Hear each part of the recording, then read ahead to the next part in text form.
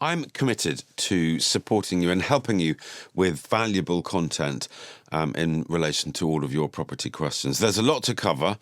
There always is, but with your support, we at Move IQ can absolutely make it happen. So if you do find the content valuable and useful, I'd be super grateful if you would hit the subscribe button and become part of our community, and we will absolutely carry on doing what we're doing. I'm really grateful that we've got Roger Black come on the podcast today. Roger and I met at a property industry event last year, and I was really intrigued by his talk about overcoming adversity and talent not actually being enough on its own. And you talked about surrounding yourself with good people as well, which really was really struck a chord with me. Perhaps we should sort of rewind a little bit. You retired from athletics in 1998. And I know you've become a very popular speaker and television personality and owner of Roger Black Fitness, unsurprisingly. You built up a respected training performance business with your pal and fellow Olympian Steve Backley. And you're both ambassadors for EXP, which I'm intrigued to hear more about.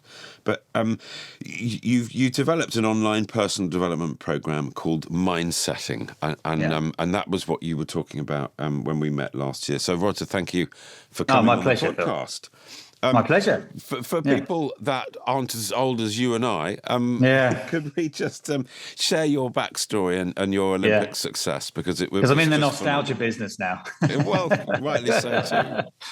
Yeah, so I mean, I'm known for being an athlete. I was an athlete back in the 80s and the 90s. It ran the 400 meters and the 4x400 meter relay. And I guess, my greatest achievements. So I was fortunate enough to. And I say that because there are no guarantees in the running game. I'm fortunate enough to have won the Olympic silver medal in the 400 meters behind the great Michael Johnson at Atlanta in 1996. And so, achieved the ultimate for any athlete to stand on the Olympic rostrum knowing you couldn't have done any better. Yeah. And so that was the dream. And I was lucky enough to achieve my dream. But also I was very fortunate to be part of an era when the British relay team was very successful, and very famously in 1991 was part of a relay team of myself, Derek Redmond, John Regis and Chris Akabusi, who changed the running order at the last minute to beat the Americans at the World Championships. And so very fortunate to have had those two big moments. But it wasn't easy. I fell into the sport. I messed up my A levels, funny enough. And I was one of those kids who loved sport and was really talented, but I didn't do athletics because I went to the Portsmouth Grammar School. You didn't do athletics. You did rugby. You did cricket. But I was really quick. And so I joined Southampton Athletics Club in between retaking my A levels and hopefully go to university to read medicine. And I found out then that I wasn't just quick. I was really quick because I went into this environment of Olympic athletes, Chris Akabusi, a guy called Todd Bennett, and other athletes who were the best in the country. And I was as fast as them, and I just had no idea I was that good. So you kind of strolled in. Yeah, I did. I remember I strolled in. I mean, it's true. I was a rugby player, so I had my. You'll know this, Phil. You'll relate to this. I wore my green flash trainers. This is back in the 80s. We all had green flash trainers, and I wore my rugby kit to the first training session. I remember Chris Akabusi and Todd Bennett they were both sponsored, one by Adidas, one by Nike. They had all the kit. They had the sponsored cars. And I was this spotty 18-year-old who turned up. In a rugby and I just kept chasing them, Phil. I just kept chasing them every night in the winter. And eventually I caught them. And that's when I realized, hang on a minute, maybe I could dream of going to the Olympics. And then eventually maybe I could dream of winning a medal at the Olympics. And it wasn't as easy as that. I missed a lot of years through injury and setbacks. But a big part of that, yes, was the physical ability and you mentioned you're surrounding yourself with talent, being around good people, but also the mindset. And I had to learn and develop the mindset, the Olympic mindset, because it's tough. It's a really tough game. And, injury changes you. And that's why I love stories of athletes who come back and do incredible things. And I admire anybody who comes back from injury because it was so tough. And I think that adversity and overcoming adversity translates into any industry, to any person. Yeah. So, yeah. Can you just tell the story about the changing of the running order Yeah. that was made very, very Yeah, late so in in the 1991, we went to the World Athletics Championships in Tokyo. We had a really good team. It was the first time we had our 4 best athletes healthy. But the Americans would always win. They had a much greater pool of talent. And we had a team where I was actually I'd won the silver medal in the individual 400 meters. So I was the fastest runner in the team. And then we had Derek Redmond, Chris Akabusi, and John Regis, who were good athletes, but they weren't in the top 20 in the world at the 400 meters. And the Americans, all 4 of their athletes were in the top 10 in the world. So they clearly just run, they're going to win. Yeah. And historically, you would put your best athlete on the last lap. That's what we did. But we realized we had to change things. So we changed it by putting myself on the first lap to give us a lead, because I knew I'd be in the lead. It sounds simple now, but at the time it was a big decision. It was quite a shocking decision. You never run your best athlete first. And it was taken. And we almost went late. in reverse. That decision was like the day of the race. Yeah, and Chris and I made that. Chris and I had the conversation late. We always shared together. I had that conversation about 2:00 in the morning, the night before. We knew we had to do something, because the management had already chosen the running order, and it wasn't that. Right. And then John and Derek, we consulted with them, and they absolutely were feeling the same. Okay. There was a bit of resistance from the team management, but in the end, we were free to do it. And it's. The interesting thing is, I mean, the race went exactly to plan. We were in the lead at the beginning. The Americans were used to just running free. And if you let the Americans run free, they're just going to run away. But they couldn't do that because they were second when I handed over. They had Derek and John breathing up their necks, and then Chris. And Chris ran a magnificent last lap to win it for us. But I think the key to that whole story was it wasn't a big change. It wasn't. No, but it's affecting mindset. It's coming back to the mindset. It affected their mindset as well as ours. Yeah. But we made that small change. And often, you have to make a change. And we often see change as a big thing. People are scared of change because they see it as a big thing. But actually, what we learned in sport, if you make a small change around a solid foundation, you can create a very big result. And what you see in sport is high achievers in sport are always making little changes. Mm-hmm. They never stand still. Sometimes you have to make a big change, but the high achievers, to stay at the top of your game, you never get complacent, and you're always making little changes. Yeah. And sometimes, like in our situation, you can make a change that actually changes the event forever, because it actually changed our event forever. And quite a historic event. Okay. So, what? Because other people started. Everyone does that now. Okay. What they do now is they, instead of just doing what you would always do, best athlete last, okay athlete first, whatever. You now look at the situation in front of you, and then you put the team in the order that is right for the situation in front of you, which seems very obvious now. But back then, honestly, everyone did the same. You never would put your best athlete on the first lap. Okay. Now you see it many times. Mm. So you had a very long and successful career in athletics. Did you have an idea about what you wanted to do after athletics? It's a great question. Because there's a danger in having an idea. Because it's so hard to stay in the top of athletics, and it's so hard to win an Olympic medal, that if you're thinking about life afterwards, you're not 100% committed to the moment. So the truth is, up until the Olympics in '96, I never gave any consideration to my life after athletics. I was in athletics. I was 100% in. When I stepped down off the Olympic rostrum, I changed as a person, because I was complete. There was nothing left for me to do. Yeah. I stayed in the sport for a couple of years. I got injured, but I stayed around. But I started then to think about life after athletics. Okay. And I was very fortunate, because this is back in the 80s and the 90s, when athletics was very high profile in this country. So I was relatively well known. I was part of an era of your Linford Christie, your Sally Garns, your Colin Jacksons, your Fatima Whitbreads, your Chris Akabusis, your blah, blah, blah, blah, blah. It was a good time. But what do you do for the rest of your life? I was very fortunate. I was actually asked by the BBC if I would be interested in getting involved in punditry, there's the standard stuff. And then would I present athletics, which I did for a while. Okay.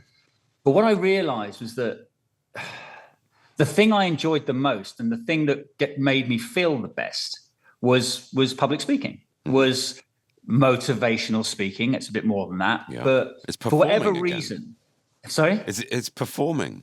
Yeah, well, you're absolutely right. It gave me you're absolutely right, Phil. It gave me the sense of performance, Yeah. which I guess athletics was, but I never saw it as a performance because no, it was what I was doing. So I still love it. I always love it. My wife always said, you're always happy when you've come back from a job. And it's not just because I'm making a living. And that's really what I've done ever since. Everything I do is around performance and talking about the space between talent and performance. Because at the Olympics, if it was just talent, we all know who would win, and it doesn't go like that. And I think it's the same in any walk of life. You look at a state agency. You can be talented, but you can have the knowledge. But if you don't go out there and do the hard graft, if you don't keep your motivation when you haven't got a property to sell and you've lost, it can be soul destroying. And it's the same in sport. So I teamed up with my good colleague Steve Backley, who has a shared passion for performance, is a great speaker as well. And so we deliver workshops individually and together all around the world now, around the Olympics and Olympic performance. And we're very fortunate because we really enjoy doing it. And by the way, it's nice to do it with a mate as well. Of course. So well, you know what that's like. So it's always nice. I was interested in that sort of change. I spent some time last year with Libby Clegg, the Paralympian sprinter, and so she came back with her gold medal, and having same as you, it's an absolute focus. It's a complete dedication of life in order to win those medals. And she fell in a very deep, dark hole when she came back because, as you just said, she'd done it. Her whole life had been about that medal, and she'd done it, and she came home and then thought, what now? What now? And the reason for that is that all your significance is wrapped up in your athletics, your sport. And it's not just your personal significance, it's the way you're seen by the outside world. Because it doesn't actually matter what I do for the rest of my life. I will always be known for one thing, and that's great, no problem. But when you retire at a relatively young age and you're not qualified to do anything else, what do you do? And actually, it's quite a serious problem because I'm one of the lucky ones because I had a high profile. I was in a high profile Olympic sport. And also, when I had my Olympic success, the rest of Team GB had a shocker. I mean, nowadays, we come back from the Olympics with 70 medals. Yeah. Back in 96, we had one gold medal, and that was Steve Redgrave and Matthew Pinsent rowing. So I came back as, only a handful of medalists and as somebody who overachieved. So it's all relative. Now you can win a gold medal at the Olympics, in Paris Olympics coming up. Let's say a rower or a cyclist wins a gold medal, and that's amazing. But it doesn't, to the outside world, they're only going to remember, you look at 2012. 2012, great example. Yeah. When we say, who won medals in 2012, without thinking, I mean, I would have thought most people would go, Jess Ennis and Mo Farah. Yes. Okay. There are a lot more people who won gold medals in 2012. Yes. So it's all relative. And what athletes, and it is a serious problem, is what you have to do is you have to do some soul searching, take your time, and then actually retrain in something else. It's tough. Because and the same would apply in all different sports. Because you've got to have the focus in order to perform at the highest level, not thinking about what else you're doing. Is there support out there? There is now. There's much more. I mean, in my day, there was no support. There was no national lottery. There was no. It's a very different landscape now. It doesn't make it a lot easier, by the way, but it is definitely better. Yeah. But the problem with it is, and I don't want to sound old school here, but I am going to sound old school. And this is what I loved about my sport of athletics. The problem with it is it doesn't really matter. Because the reality is when you walk into the stadium for the Olympic final against 7 other athletes from all over the world who are equally good as you, the best in the world, you're on your own. You've got to deliver. It doesn't matter whether you've had the support, where you come from, what color you are, what education. None of this matters. What matters is how fast can you run and can you do it in that moment? Yeah. And that's the purity of it. Yeah. And there's no subjectivity to running. And I loved that because ultimately that pressure, I found a freedom because it was actually, let's put drugs to one side because we don't know what was going on there, but it's quite a level playing field in the Olympic final. And the Olympic final will make you or break you. And so you can't fake it. You can fake it in business. We can all fake a bit of stuff. You can't fake it in the Olympic final. No. And I thrived under that criteria. I like that. I like that. And post athletics, Yeah. tell us about your entrepreneurial journey. How did Yeah, that so I begin? guess I'm an animal entrepreneur. I've never worked for anybody. I mean, everything I've done is around mindset and performance, but it's taken me into different areas. So yes, I will be on stage myself or with Steve, help telling our stories, but then going a lot deeper because we do whole day workshops with clients, really digging deep into that. But also I'm an ambassador, as you said earlier, for a few businesses, and really there to help. So EXP you mentioned is a cloud-based estate agency and massively growing all over the world. Started in the States back in 2009, now has over 100,000 agents. And it's really for the estate agent that wants to run their own business, but be completely supported to do that, because it's quite, as you know, it's quite tough to suddenly set up your own business. So EXP are now in the UK, and what I love about it is that where we get involved is really helping people with the mindset, because if there are three parts to any performance, which is you have to have a degree of skill, a degree of knowledge to do anything in life. If you're an estate agency, you've got to know how to be an estate agent, and then you've got to know what to do. But the third piece is what we call mindset. And that's the piece that people don't necessarily think about that much. Whereas in sport, we had to, because as you get older in sport, you know your body isn't going to get you. It's not just your body now. You're not, when you're 19, 20, young, fit and talented, you're going to do okay. When you're 30 and you're knackered and your body's hurting, the mindset comes in. And we had to learn that. So we help people with the mindset. And I guess it's the entrepreneurial mindset, which is very similar to the Olympic mindset. And we love that. So we help people on the journey. We attract people into the business and we support, because it's all about and creating that culture and that environment of high performance that we experience as athletes in that training group, and the coaches and the mentors. And so Steve and I help people with that, and we absolutely love it. So yeah, it's great. It's great. And there's quite a lot of property going on as well, isn't there?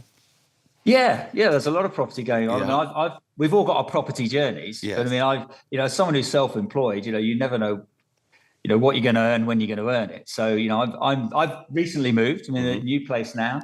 I'm really happy here. So I'm quite a big downsize. I've lived in very nice houses over the last few years, but I've never been scared to move, Phil. And, when interest rates, when interest rates went crazy and I was coming out of a 5-year fixed with, doing okay, but not earning what I used to, because COVID, awful. Obviously, as a corporate speaker, COVID's not good. I've never been scared to move, and every move I've made has ended up being a positive experience, actually. Not the journey. I'm not going to talk about the estate agents or whatever, but as a family, it's been tough for my family, but I've never been scared to change. And I think as an athlete, you always lived in that environment of you've got to be open to change and you've got to adapt to what's in front of you. And fortunately for me, every move I've made for me, and I hope I can speak for my family, has been a positive experience. No regrets? No. What? And I've been very lucky because as someone who's self-employed, you have good years and bad years, and I had some very good years. I was able to live in really, really nice houses for 6 or 7 years, but I was never someone who ever thought I would support a big mortgage forever. I'm 58 now, about to come 58 this month, and I always had a plan, and the plan was not to be carrying too much debt as I was pushing 60. So that I was going to say, what prompted the downsize? Oh, the sitting with coming out of a 5-year fixed mortgage, and being my children are one is 24. My boys are doing their A levels now, so hopefully they're not going to be around. We didn't need the 5-bedroom house with the big garden. We've stayed in the same area, but it was really to come out of the debt. Because it's invigorating, I imagine, that downsizing. It's wonderful because on 2 levels. Financially, it's quite nice, but also, and my wife, I'm quite a messy person. I'm not a very organized person, so I'm historically. Chris Akabusi will always say sharing a hotel room with me was just, he's ex-army, so everything's immaculate. The bed is. I've just, for whatever reason, I'm very untidy. And drive my wife mad, but we're forced to here, so we've completely decluttered, and it's wonderful. It's really good for the soul. Good for the soul. And Steve Backley, he's involved in property all the time. Very much so. Yeah. So Steve and I, Steve is a property investor and invests for himself, but also invests for me, as me and him as a business, and we've helped people in the past with that. But it's in his blood, Phil. I mean, property is. So he loves being around property people. He's a successful property investor, but he just loves property. He'll just talk about it forever. He'd love to meet you. He'd sit with you in the pub and talk. Probably you'd hate it. You want to talk about athletics, but Steve's great. I'm very lucky that Steve and I were, we wore the same tracksuit, but we had completely different skill sets. He was a javelin thrower, I was a runner. But we had this shared passion for performance and a very similar life experience as athletes, a lot of setbacks and injuries, but we both are quite well known for coming back and doing well. He won medals at 3 consecutive Olympic Games. That's a hell of an achievement. Yes. Yeah. Broke the world record 2 or 3 times. So we have a really shared experience, but what's interesting in business is we have very different skill sets, even in business. So and there's we're clear who does what and who. Great. So it's a good team. It's great. And when we stand on stage together, you get 2 people from the same team, Team GB, but actually 2 different skill sets and 2 different stories. Yeah, and you're both appreciating one another's skill sets, which is always important. Totally. Yeah. I mean, actually, thinking about the way Kirsty and I operate, we are very different, but we're better together than we are apart. And Steve and I are the same. Yet when people look at you and Kirsty, they can see you're different on the outside. And I'm guessing, and actually, yes, with me and Steve, but I think a better example of when 2 people come together and create something together that is magic. I've had that with Steve, and I do have that with Steve every day now. But the best example is my relationship with Chris Akabusi. Because Chris Akabusi and I are clearly very different. I mean, just look at us. Completely different backgrounds. Chris says, I got 10 O levels, he got 10 no levels. He got no real education. His parents sent him over to the UK with his brother to live in children's homes at a very young age from Nigeria. It sounds like a sob story. He said he had a really happy childhood. He was a black man living in in Britain in the 70s and 80s, very different. Yeah. We came together through a talent for athletics and geography and created this bond and this friendship that allowed both of us to achieve far more than we would have done if we hadn't met each other. Yeah. And what we talk about and we've learned is that our differences, and we're very, very different characters. I mean, he's a huge character and we're very different people. Our differences made us unique. But what we actually believe is it was our similarities that made us champions, because actually, and maybe with you and Kirsty, maybe we don't see the similarities, but I'm guessing there will be some things that you are totally connected 100%. Yeah. And Chris and I, where it really mattered, and we're talking the hard training sessions when you need each other, where it really mattered, we were so similar as athletes. But on the outside, we were very different as people. Great. Yeah. Your core values would be the same. Core values were exactly the same, still are, and we still have an amazing, unique friendship. Yeah. Let's just turn back to business if we can. If somebody listening to this is interested in starting their own business and taking on that entrepreneurial journey, do you have any top tips from your experience of what you've done? I do. I mean, I think if you've got that itch that I just want to do it my way. I just want to. The main reason people do it, the 2 main reasons people want to come out of employment or, say, an estate agency working in the high street, is because they want to make more money if they can, and they want to take more control of their time. Yeah. But I think it's a bit deeper than that, and they are 2 important factors. I think it's that deep. Really, if you have that, and it's that little voice in your head, and when you say it's just there and it's itching away at you, it's that, if you've got a compelling why, then people often ask me, what was my motivation as an athlete, especially when I was injured? And there were 2 parts of it. One of it, yes, I wanted to win an Olympic medal. A huge part for me, Phil, was I didn't want to look back in my life going, damn, I could have gone to the Olympics and I just didn't go for it. And the thought of me living my life not giving it a go was a big motivation for me. And I think that's where a lot of people come from who would like to step into self-employment. And the thought of then getting older and looking back and going, I didn't do it, I bottled it, I didn't do it. Because it's not as scary. And I think that's where EXP are great, because the support is huge. And you're not no one's guaranteed to be successful.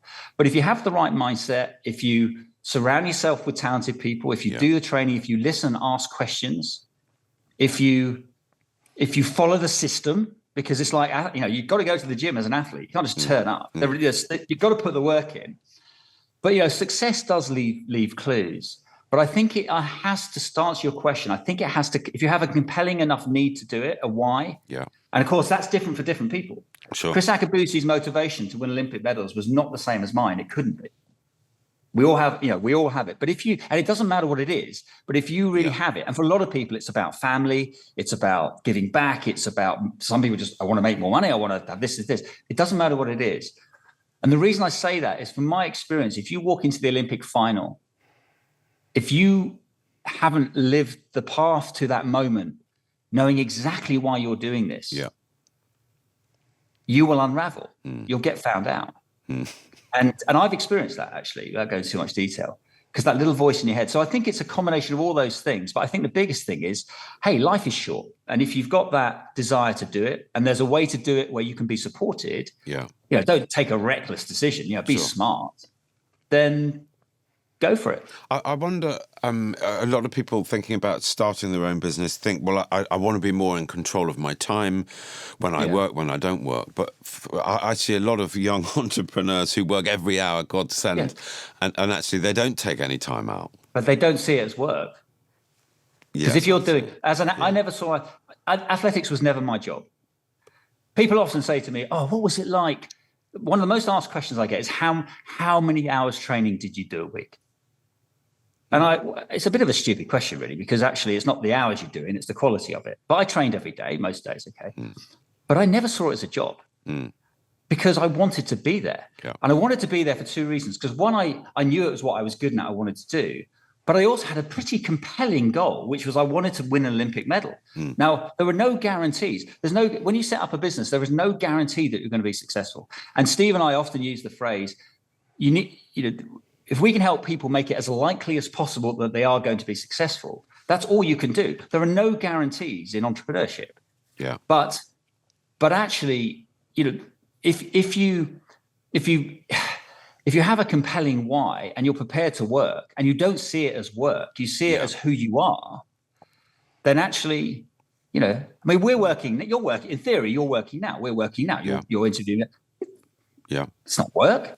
Do you know what I mean? So if you can do something that doesn't feel like work, but also, there are some realities of entrepreneurship. Certainly in the beginning, you have to put the hours in. I mean, it's the 10,000 hours rule. There's no way around that, whether it's in sport or in business. But do you still work on your mindset every day? I'm lucky enough to be, because of what I do, and with Steve in particular, I suppose. Subconsciously, I'm always doing that because I'm having conversations like this all the time. That's what I mean. Yeah. But I've had to recently, for personal reasons, fine. But you asked me about doing a downsize. I didn't choose. It wasn't like, it was and my mindset. So yes, I do, and I have an inner circle of people, of which Chris Akabusi and Steve Backley actually would be two of those 5 people in my life. The others aren't. I've always consulted. I've always agreed. I have a mentor. I've always believed in having a mentor who's detached from your day-to-day life, who can be honest and have an honest discussion with. I mentor athletes as well. I'm a big fan of that. Lovely. And I guess that is part of. I guess that means, yes, I am working on my mindset. Yeah. I still like to read the books and listen to the tapes, and I like all that. It's often the same stuff, but delivered in a different way. Yeah. But I'm not super ambitious. I'm not, but the day I stopped running, I don't feel competitive like I did anymore. But I like to feel I'm growing. Yeah. And I'm not sitting here as someone who's had a really successful, amazingly successful business career. I've done okay, but it's ups and downs and ups and downs. And I think that makes it interesting. But I accept the ups and downs. Yeah. Keep working at it. Roger, lovely to see you. Lovely to talk to you. We could talk for ages. What you're doing. Yeah. Really appreciate you taking the time out. Thank you so much. Pleasure. Thank you.